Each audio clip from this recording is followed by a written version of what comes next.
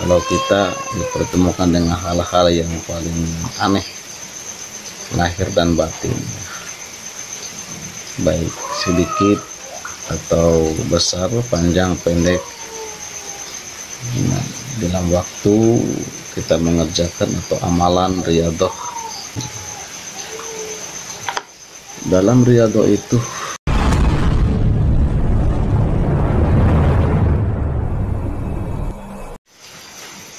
Assalamualaikum warahmatullahi wabarakatuh.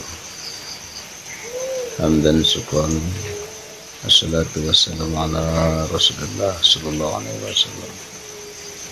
Allahumma sholli ala Muhammad, ya Rabbi sholli alaihi wasallim. Allahumma sholli ala Muhammad, ya Rabbi sholli alaihi wasallim. Sedulurku yang budiman, yang dirahmati Allah Subhanahu wa taala, saya punya cerita sedikit atau salah satu pengalaman di sekala waktu zaman dahulu, di zaman lagi talabul ilmi.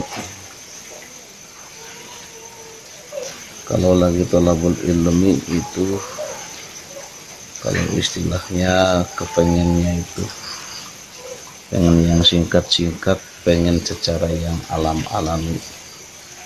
Dia mau kayak istilahnya zaman orang-orang terlebih dahulu, punya perjalanan, punya kisah sakit, perih, pedih ya.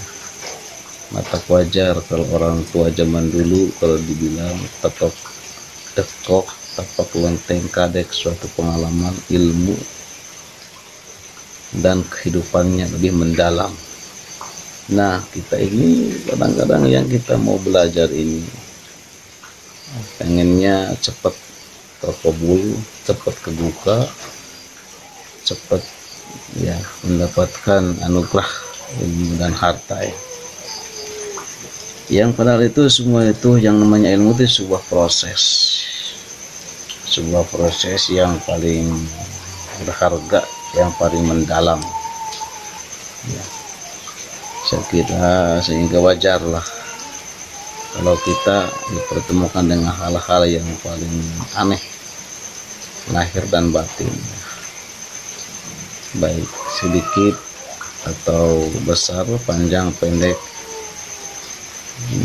dalam waktu kita mengerjakan atau amalan riyadhah. Dalam riyadhah itu mungkin salah satu keawaman pribadi, hal nggak tahu yang namanya selir ya. Selir itu kalau dibilang ya, atau kesamaan kembaran makhluk hidup lahir dan batin, makhluk hidup alam kita, makhluk hidup alam gaib, baik alam siluman maupun alam ya kahyangan, itu semuanya ada.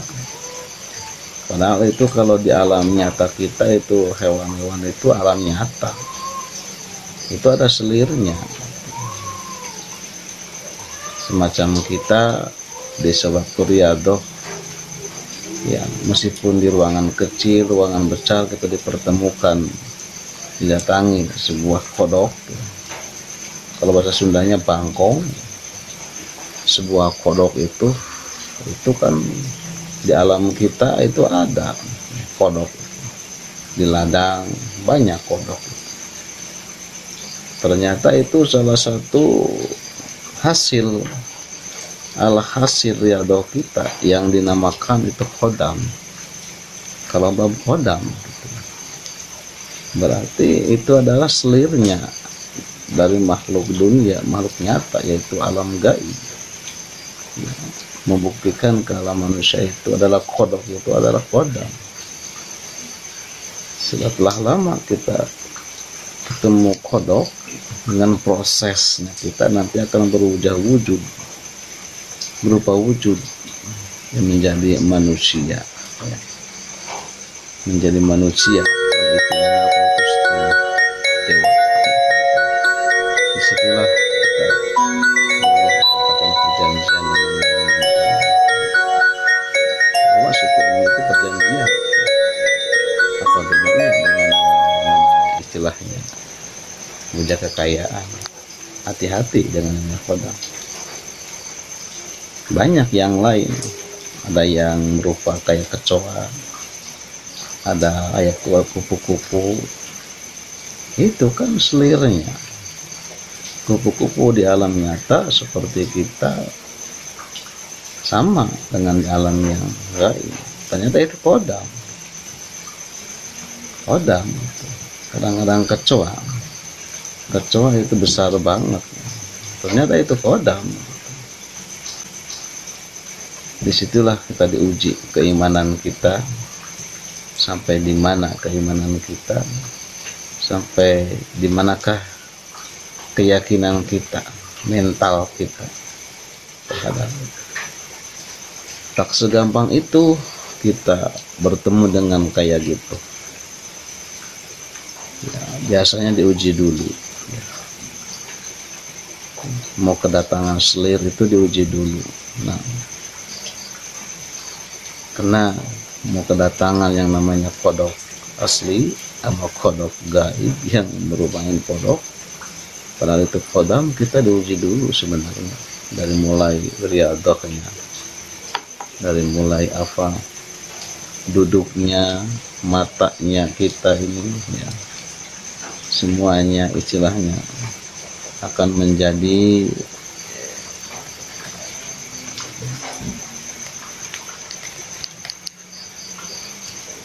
salah satu menjadi pertimbangan, apakah kuat apakah enggak. Itu sebenarnya itu adalah riadah gitu.